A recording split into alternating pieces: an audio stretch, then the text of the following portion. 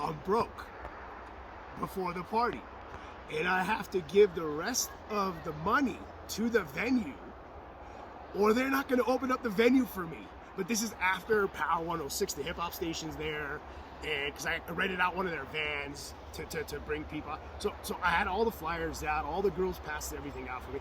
So if I don't come up with the rest of the money for the venue, because I have to pay the owner prior to him opening the doors for me to collect the admissions. So I can't pay him after I collect the admission money. Okay? So what do I do? And my cousin, so he was here for a work program. So he was, I think, in his last year or junior year of university in his country.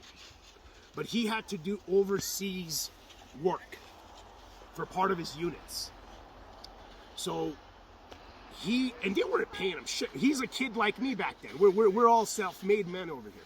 So he's a kid. He's not getting paid much. It's a work program, right? So and keep in mind, he had borrowed money from people to get here to do the work program. Airplane ticket, whatever, living expenses. He had to send money to his family, and this kid, and I'm calling him a kid. He's not a kid anymore, but I'm calling him a kid because we were both kids back then. And he's 2 years older than me. So he was saving. So he was here from about May to September of 06. The party was in August, I think August of 06. Okay? So he saved up all this money to pay back people he borrowed to get to the United States, send money to his family, this, that. So he's supposed to Western Union money back. Okay? So he's supposed to Western Union money pretty much like the next day or the following day. All right? So what do? I tell my cousin, hey man, I'll borrow some money. And of course he obliged. He's a great guy.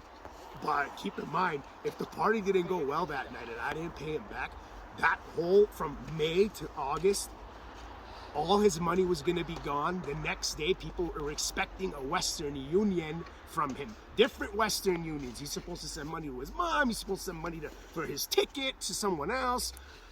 So he gives me the money. He's sitting on one ass cheek the whole ride over to the club. Just quiet, nervous, all right? He doesn't know what's gonna happen. So we get to the club. There's a line outside the fucking door. Now the door's not open yet.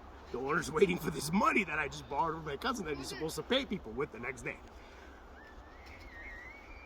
He calmed the fuck down when he saw that line, I'll tell you that. All right? So we get in, I pay the owner, start collecting all the admission money, and then I already had his money before everybody even got in the club. That's how successful it was. So so I got the money. I want to make him happy so he could enjoy the fucking night, you know? So I find him. I had someone take over the front for me because I'm collecting money, you know? I don't trust anybody. Back then, I'm like 18. I'm collecting myself. And then, so I got one of my friends to like take over. I find my cousin. I pay him his money. I try to give him interest. He's not hearing it. He doesn't want that. I'm like, here's interest, but it's okay. Because I was with the hottest girl in the club that night that I had brought over there. And she had a friend. Another hot friend. Okay? So my cousin gets all his money back. He doesn't want the interest. I tried to give him interest. He didn't want it. But he was happy. He got his money back. He's going to pay everyone back the next day. I hooked him up with the girl I was with's friend. So he got laid. He's drunk. It was a fucking happy night. It was a happy ending. The climb is funner. It's happier. It's a happier place to climb. It's full of struggle. It's full of uncertainty. But that's what you're gonna remember when you get to the top. But that's what it takes to get rich. That kind of bold move, that kind of risky move. And yes, it could have gone just terribly, right? But you can't think like that because I didn't. That set me up. And I started to do one a month. So I was about 18, 19. I'm making 10 grand a month throwing nightclub. But if I didn't make that bold move, that wasn't gonna happen. I wasn't gonna be able to do that.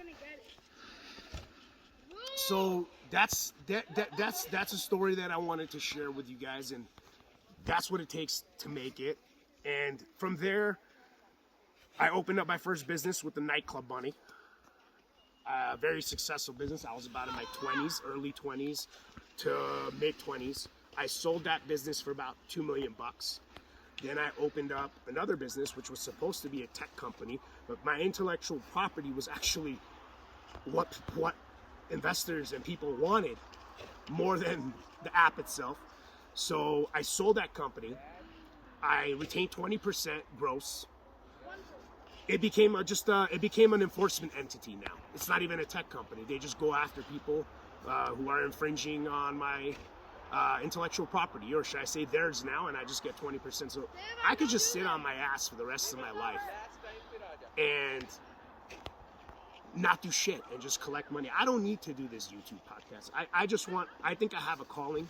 If I could just help some men out there to get out there, be the best version of yourself, make money, take bold risks, I'm a happy guy, you know? That's what I'm doing this for. I mean, like I said, I just launched this thing. I'm not even making money off this thing yet. I will, because I'm just a money maker, you know? It's gonna make me millions. But I don't need to do this. But I'm still not done. That's what it takes to make money. Just because you succeeded, it doesn't matter, because the climb is what's fun. Once you get to the top, you're just looking for another mountain to climb.